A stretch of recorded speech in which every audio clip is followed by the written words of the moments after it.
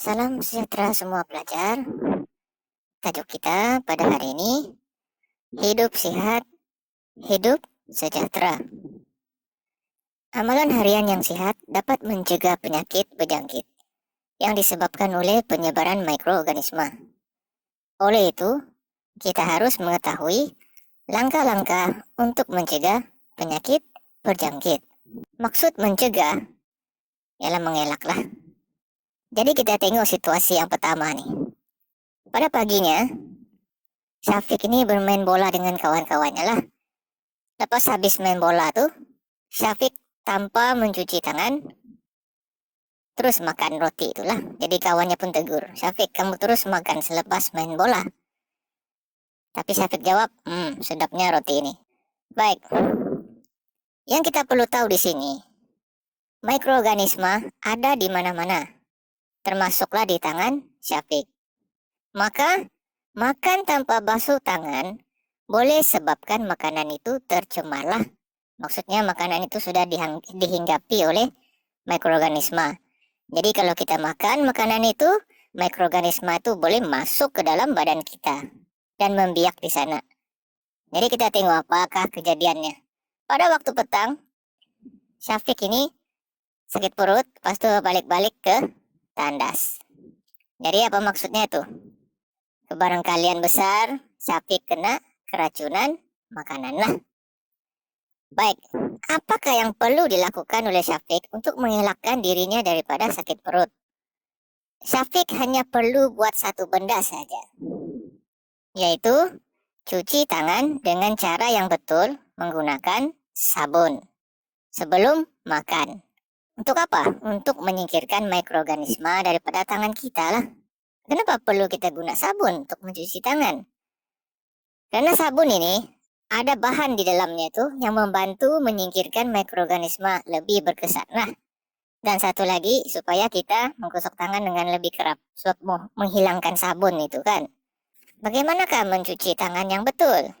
Ini adalah langkah-langkah mencuci tangan yang betul. Basuh tangan, letak sabun dan kita ratakanlah di seluruh tangan tuh. Kemudian kita gosok tapak tangan dulu. Baru kita gosok di celah-celah jari dan setiap jari itu di celah-celahnya lah. Kemudian kita gosok kuku dan di belakang tangan. Barulah kita bilas dengan air bersih. Dan akhir sekali kita kena keringkan tangan dengan tuala dan tisu yang bersih. Begitulah cara mencuci tangan dengan yang betul. Oke, kita tengok situasi yang kedua. Abangnya nih kalau kita tengok ada kurap, penyakit kurap. Lepas itu adik dia nih baru keluar dari mandi. Lepas keluar mandi itu dia guna tuala abangnya. Jadi abangnya tanyalah, kenapa guna tuala abangnya? Dia pun buat tidak tahu kan. Oke. Jadi seminggu kemudian apa yang berlaku? Tengok. Badannya itu ada apa?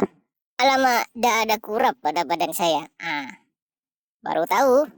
Mengapakah kita tidak boleh berkongsi tuala dengan orang lain?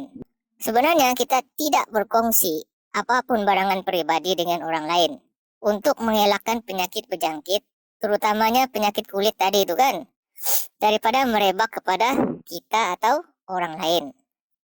Contohnya, macam abangnya kena kurap tadi, dia mudah menjangkiti adiknya tuh melalui sentuhan ataupun berkongsi barang pribadi lah. Jadi itu sebab kita tidak berkongsi.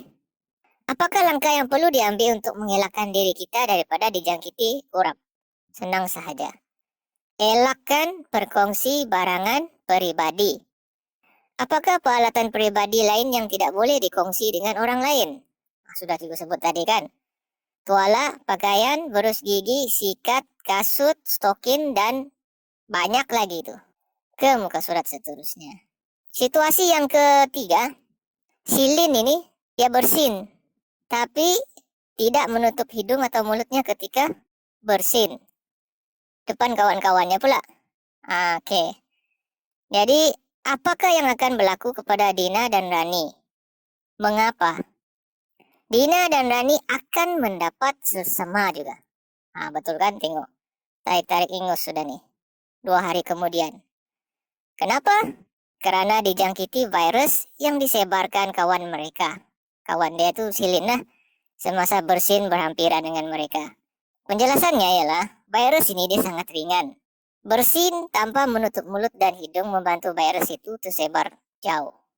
Mengapakah kita perlu menutup mulut ketika bersin atau batuk? Untuk mengelakkan mikroorganisme, virus atau bakteria itu tersebar keluar dan menjangkiti orang lain. Jadi, tutup mulut ketika bersin atau batuk. Itu langkah yang seterusnya lah. Oke, situasi yang keempat, ada seorang budak nih, baru dia berdarah oleh nurse nih dengan pakaian yang dia tutup mulut dan hidung semua kan, pakai mask. Lepas tu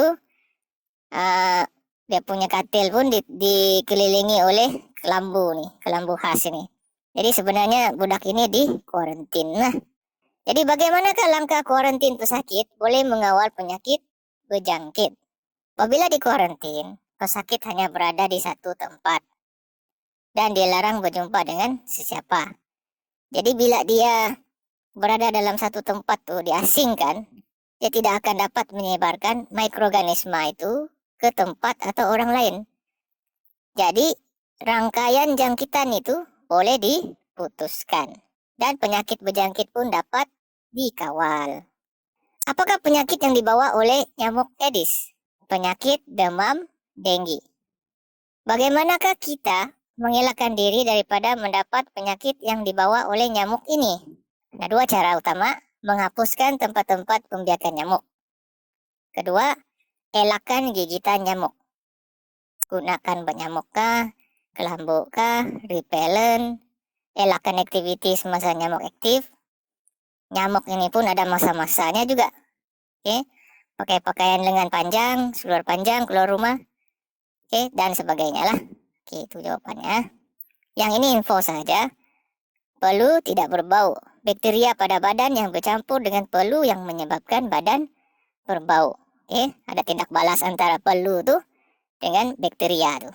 Oke, seterusnya situasi di dapur, tempat penyediaan makanan nih. Jadi ini mungkin dia punya pengusaha dia lah. Mengapakah dapur ini sangat kotor? Kita kan nak sediakan makanan untuk orang makan. Kalau kita tengok di sini, sampah sarap, tidak bertutup, lepas tu ada lalat lagi, ada tikus, kemudian pakaiannya pun tidak bersih, piring-piring tidak dicuci, makanan tu diletak sembarangan. Ini sebenarnya boleh menyebabkan kita mendapat penyakit berjangkit lah.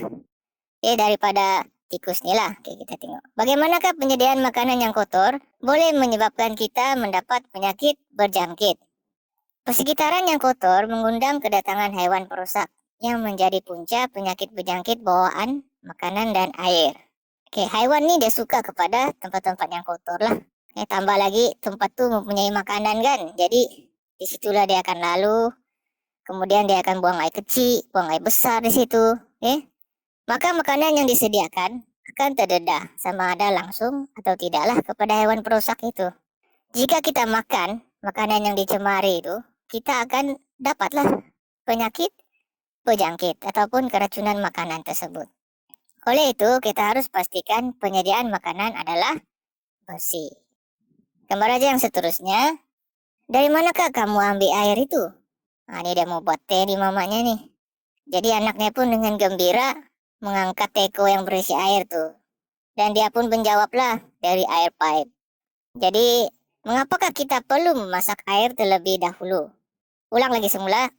Mikroorganisme ini ada di mana-mana, termasuklah di sumber air. Sesetengah mikroorganisme ini dia berbahaya tau. Karena menjadi penyebab kepada penyakit berjangkit.